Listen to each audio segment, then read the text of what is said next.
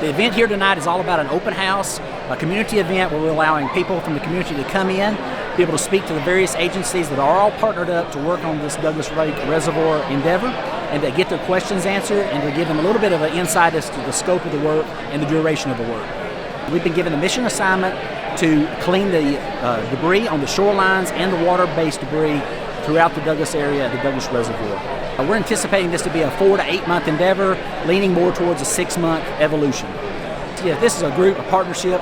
Starts with the Tennessee Department of Environment and Conservation, the state of Tennessee, FEMA. We have the FEMA is also involved, as well as Army Corps, TWRA, and as well as the EPA.